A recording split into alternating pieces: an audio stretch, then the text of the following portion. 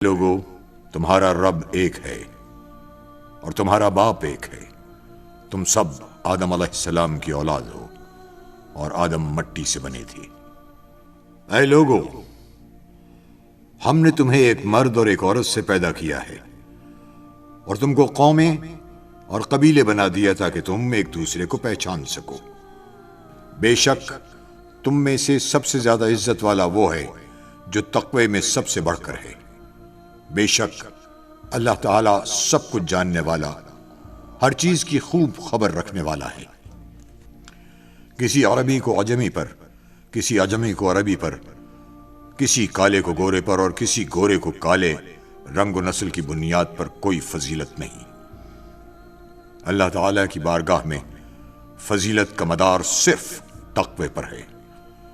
میں تمہیں اللہ کی عبادت اور تقوی کی وصیت کرتا ہوں اور تمہیں اس کی اطاعت کا حکم دیتا ہوں، اور آغاز کلام اس سے کرتا ہوں جو خیر ہے۔ سنو، زمانہ جاہلیت کی تمام باطل قدروں کو میں اپنے قدموں تلے روند رہا ہوں۔ سنو، عہد جاہلیت کی ہر باطل رسم و روایت کو میں اپنے دونوں قدموں تلے پامال کر رہا ہوں۔ سنو، عہد جاہلیت کے نسل در نسل خونی انتقام کے سلسلے اور باطل طریقوں سے حاصل کیے ہوئے مال اور افتخار کے جاہلی معیارات کو قیامت تک کے لیے ختم کر رہا ہوں۔ بے شک عہد جاہلیت کے تمام عہدے اور منصب ختم کیے جا رہے ہیں، صرف بیت اللہ کی خدمت و نگرانی اور حاجیوں کو پانی پلانے کا منصب باقی رہے گا۔ قتل عمد کے لیے قصاص ہے، اور قتل شبہ عمد یعنی لاٹھی یا پتھر کی ضرب سے کسی کی موت واقع ہو جائے تو اس کی دیت 100 اونٹ ہے۔ جو اس سے زیادہ کا مطالبہ کرے تو یہ عہد جاہلیت کے اثرات کا نتیجہ ہے۔ آج میں تمام سودی مطالبات ختم کیے جا رہا ہوں، لیکن اصل زر کی ادائیگی لازم ہوگی تاکہ نہ مقروض پر ظلم ہو اور نہ قرض خواہ کا حق مارا جائے۔ اللہ تعالیٰ نے حتمی اور قطعی حکم صادر فرما دیا ہے کہ سودی نظام نہیں چلے گا۔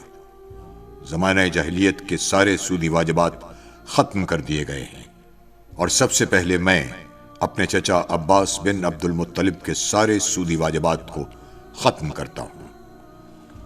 زمانہ جاہلیت کے نسل در نسل جاری رہنے والے خونی انتقام کا دستور ختم کر دیا گیا ہے، اور سب سے پہلے میں اپنے خاندان کے ایک فرد ایاس بن ربیعہ بن حارث بن عبد المطلب کے خون کو معاف کرتا ہوں۔ وہ ایام رضاعت میں بنو لیس میں تھے کہ قبیلہ حزیل کے لوگوں نے انہیں قتل کر دیا۔ یہ پہلا خون ہے جس سے میں زمانہ جاہلیت کے دستور کو ختم کرنے کی ابتدا کر رہا ہوں۔ اے لوگو، قمری مہینوں کی ترتیب میں تقدیم و تاخیر یہ زمانہ کفر کی زیادتی ہے۔ اس کے ذریعے کافروں کو گمراہ کیا جاتا ہے کہ وہ اپنی نفسانی خواہش کے تحت ایک سال محرم کے مہینے میں جنگ کو حلال کر دیتے ہیں اور دوسرے سال اسے حرام کر دیتے ہیں، تاکہ اللہ تعالیٰ نے حرمت والے مہینوں کی جو تعداد مقرر کی ہے وہ پوری ہو جائے۔ اسی کا نتیجہ ہے کہ وہ اللہ تعالیٰ کے حرمت والے مہینے کو حلال کر دیتے ہیں اور حلال مہینوں کو حرام کر دیتے ہیں۔ سنو، آج زمانہ گھوم پھر کر اسی ترتیب کے مطابق آ گیا ہے جو آسمانوں اور زمینوں کی تخلیق یعنی ابتدائے آفرینش سے جاری تھی۔ اللہ تعالیٰ نے اپنے تکونی نظام میں مہینوں کی تعداد 12 مقرر فرمائی ہے۔ ان میں سے 4 حرمت والے ہیں۔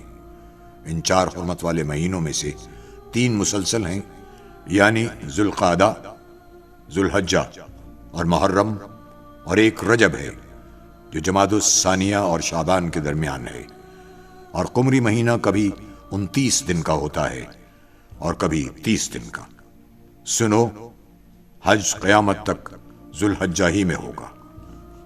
اے لوگو، تمہارے جسم، تمہاری جان، تمہارے مال اور تمہاری عزت و آبرو کو ایک دوسرے پر وہی حرمت حاصل ہے جو اس مہینے ذوالحجہ، اس شہر مقدس مکۃ المکرمہ اور اس دن یوم عرفہ کو حاصل ہے جس میں تم سب آج جمع ہو۔ میری بات غور سے سنو۔ تم عزت والی زندگی پاؤ گے، مگر شرط یہ ہے کہ نہ دوسرے پر ظلم کرو اور نہ تم پر ظلم کیا جائے، اور نہ اپنے آپ پر ظلم کرو۔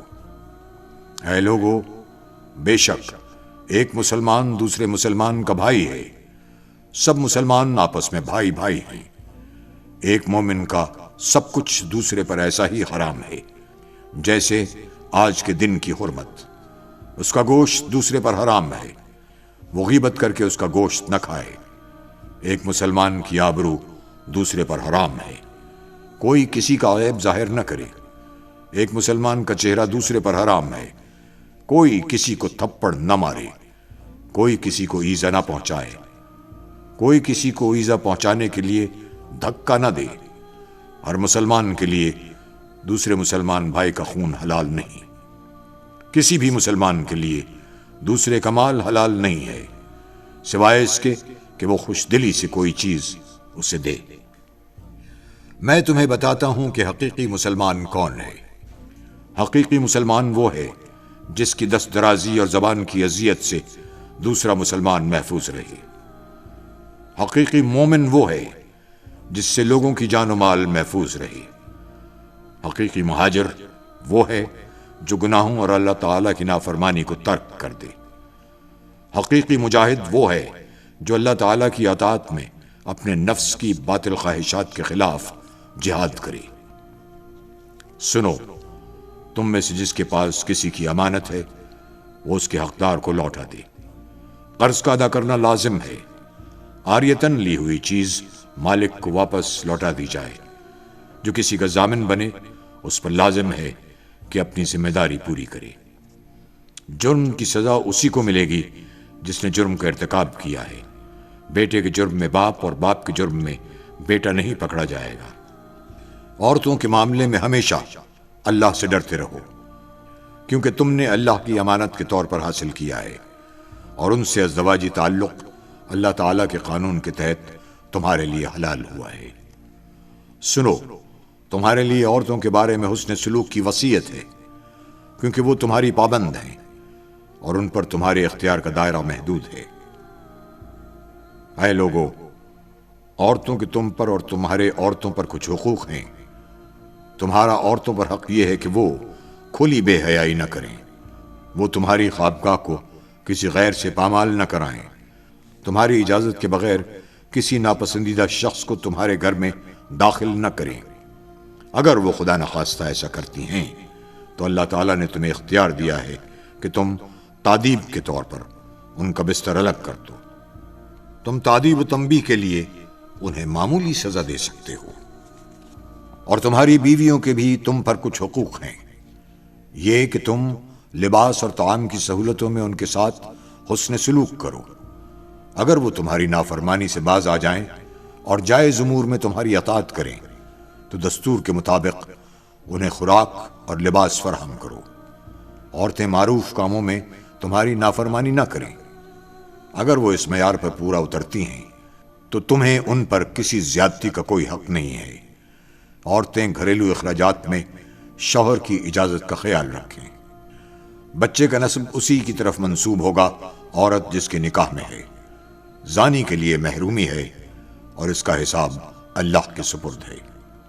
کسی عورت کے لیے جائز نہیں کہ وہ اپنے شوہر کی اجازت کے بغیر اپنا مال کسی اور کو دے۔ سنو، جس نے اپنے نسب کی نسبت اپنے حقیقی باپ کے سوا کسی اور کی طرف کی تو اس پر اللہ تعالیٰ، اس کے فرشتوں اور سب لوگوں کی لعنت ہے۔ اس کی نہ کوئی فرض عبادت قبول ہوگی اور نہ ہی نفل۔ اپنے خادموں اور ماتحتوں کا اچھی طرح خیال رکھو۔ انہیں وہی کھلاؤ جو خود کھاتے ہو، وہی پہناؤ جو خود پہنتے ہو۔ اگر وہ کوئی ایسا گناہ کریں جو تمہارے نزدیک ناقابل معافی ہے تو انہیں انتہائی سخت سزا دینے کے بجائے ان سے جان چھڑانے کا دوسرا طریقہ اختیار کرو۔ میں ایک بار پھر تاکید کے ساتھ تمہیں حکم دیتا ہوں کہ اپنے خادموں اور ماتحتوں کے ساتھ حسن سلوک کرو۔ انہیں وہی کھلاؤ جو خود کھاتے ہو اور وہی پہناؤ جو خود پہنتے ہو۔ اے لوگو، مجھے حکم دیا گیا ہے کہ میں لوگوں سے لڑوں یہاں تک کہ وہ کلمہ لا الہ الا اللہ کہنے پر آمادہ ہو جائیں۔ جب وہ توحید اور رسالت کا اقرار کر لیں تو ان کی جان و مال محفوظ ہے۔ آخرت میں ان کا حساب اللہ پر ہے، یعنی باطن اور نیتوں کا فیصلہ اللہ کی عدالت میں ہوگا۔ اللہ کے ساتھ کسی کو شریک نہ ٹھہراؤ، ناحق کسی کو قتل نہ کرو، زنا نہ کرو اور چوری نہ کرو۔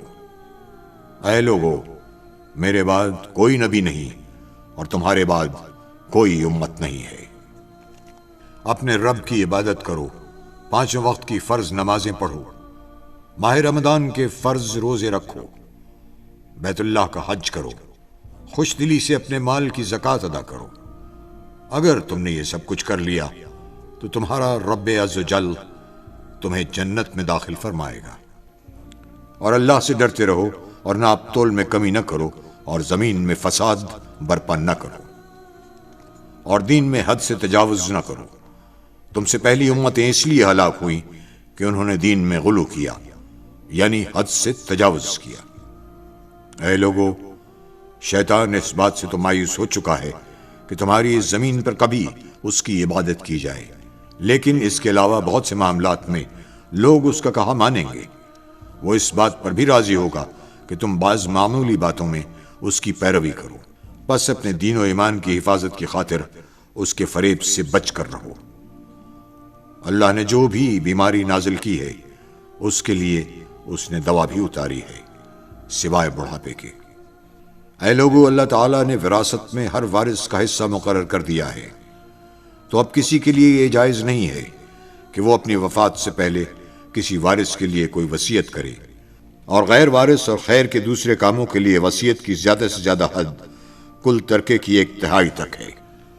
میری اور مجھ سے پہلے انبیاء کی بہترین دعا یہ ہے: اللہ ایک ہے، اس کا کوئی شریک نہیں، بادشاہت اسی کے لیے ہے، ہر تعریف کے لائق وہی ہے، خیر اسی کے قبضے و قدرت میں ہے، وہی زندگی عطا کرتا ہے اور وہی موت دیتا ہے، اور وہ ہر چیز پر قادر ہے۔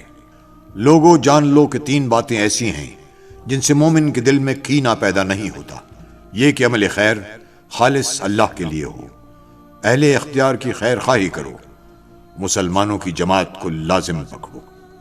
اے لوگو، صاحب اختیار کی بات کو سنو اور اطاعت کرو، خواہ تم پر ایک نکٹا حبشی غلام امیر بنا دیا جائے، جب تک کہ وہ کتاب اللہ کے مطابق حکم دے، یعنی حاکم کی اطاعت اس امر کے ساتھ مشروط ہے کہ اس کا حکم کتاب و سنت کے مطابق ہو۔ اے لوگو، میری بات کو سمجھو، کیونکہ میں نے دین کا پیغام تم تک پہنچا دیا ہے۔ میں نے تمہارے درمیان ایسی چیزیں چھوڑ دی ہیں کہ جب تک تم انہیں مضبوطی سے تھامے رہو گے کبھی گمراہ نہ ہوگے۔ وہ یہ ہیں اللہ تعالیٰ کی کتاب اور اس کے نبی کی سنت۔ سنو، ہر نبی کی دعوت گزر چکی، مگر میری دعوت یعنی شریعت مصطفی قیامت تک جاری رہے گی۔ اے لوگو، میری بات غور سے سنو اور سمجھو، شاید اس سال کے بعد اس مقام پر میری تم سے ملاقات نہ ہو سکے۔ اے لوگو، خاموش رہو، شاید تم مجھے اس سال کے بعد یہاں نہ دیکھ سکو۔ میری بات غور سے سنو، میں تمہارے سامنے وضاحت سے بیان کر رہا ہوں، شاید اس سال کے بعد میری تم سے ملاقات نہ ہو سکے۔ مجھ سے مناسک حج اچھی طرح سمجھ لو، شاید میں اس سال کے بعد حج نہ کر سکوں۔ اے لوگو، علم حاصل کرو اس سے پہلے کہ علم اٹھا لیا جائے۔ آپ صلی اللہ علیہ وسلم نے 3 مرتبہ تکرار کے ساتھ فرمایا، علم کا اٹھانا اس طرح ہوگا کہ علماء حق اٹھا لیے جائیں گے۔ میں تم سے پہلے حوض پر موجود ہوں گا، میں تمہاری کثرت تعداد پر دوسری امتوں پر فخر کروں گا، تو میری رسوائی کا سبب نہ بننا۔ خبردار، میرے بعد کہیں کافر نہ ہو جانا کہ ایک دوسرے کی گردنیں مارنے لگو اور تم عنقریب اپنے رب سے ملاقات کرو گے۔ پس جو شخص دنیا میں رہتے ہوئے آخرت کو اپنے پیش نظر رکھے گا تو اللہ تعالیٰ اسے قوت ایمانی عطا کرے گا، اسے اسی دنیا میں تونگری اور بے نیازی عطا کرے گا، اور دنیا اس کے قدموں میں سرنگوں ہوگی۔ جس کا نصب العین یہی دنیا ہوگی تو اللہ تعالیٰ اس کی طاقت کو منتشر فرما دے گا اور وہ اپنی آنکھوں کے سامنے فقر کو دیکھے گا، اور دنیا سے اس کے لیے جو حصہ لکھا جا چکا ہے وہ اسے مل کر رہے گا۔ سنو، تم نے مجھے براہ راست دیکھ لیا اور سن لیا، اور تم سے میرے بارے میں پوچھا جائے گا، بس جس نے مجھ پر جھوٹ باندھا تو وہ اپنا ٹھکانہ جہنم کو بنا لے۔ سنو، جو یہاں پر موجود ہیں وہ اس پیغام حق کو ان تک پہنچا دیں جو یہاں موجود نہیں ہیں۔ ممکن ہے کہ وہ لوگ جو یہاں پر موجود نہیں ہیں وہ اس پیغام کی حفاظت براہ راست سننے والوں سے بھی زیادہ کریں۔ سنو، قریب والا اس پیغام کو دور والے تک پہنچا دیں۔ پھر آپ صلی اللہ علیہ وآلہ وسلم نے حاضرین سے مخاطب ہو کر دریافت کیا، لوگو، کیا میں نے اللہ تعالیٰ کا پیغام تم تک پہنچا نہیں دیا؟ یہ سوال آپ نے 3 بار فرمایا تو تمام صحابہ کرام نے یک زبان ہو کر اقرار کیا کہ آپ نے یقیناً یہ پیغام ہم تک پہنچا دیا ہے۔ پھر رسول اللہ صلی اللہ علیہ وآلہ وسلم نے 3 مرتبہ فرمایا، اے اللہ تو گواہ رہنا، اے اللہ تو گواہ رہنا، اے اللہ تو گواہ رہنا کہ تیرے یہ بندے برملا شہادت دے رہے ہیں کہ میں نے تبلیغ دین کا حق ادا کر دیا۔ پھر آپ صلی اللہ علیہ وآلہ وسلم نے صحابہ کرام سے مخاطب ہو کر دریافت فرمایا، تم سے میرے بارے میں پوچھا جائے گا تو تم کیا جواب دو گے؟ تمام صحابہ کرام نے ببانگ دول اعتراف کیا، ہم گواہی دیتے ہیں کہ آپ نے دعوت دین کی امانت ہم تک پہنچا دی، آپ نے فریضہ رسالت ادا کر دیا، اور آپ نے خیر خواہی کا حق ادا کر دیا۔ آخر میں پھر رسول اللہ صلی اللہ علیہ وآلہ وسلم نے 3 مرتبہ اپنی شہادت کی انگلی آسمان کی طرف بلند کی اور نیچے لائے اور فرمایا، اے اللہ تو گواہ رہنا، اے اللہ تو گواہ رہنا، اے اللہ تو گواہ رہنا۔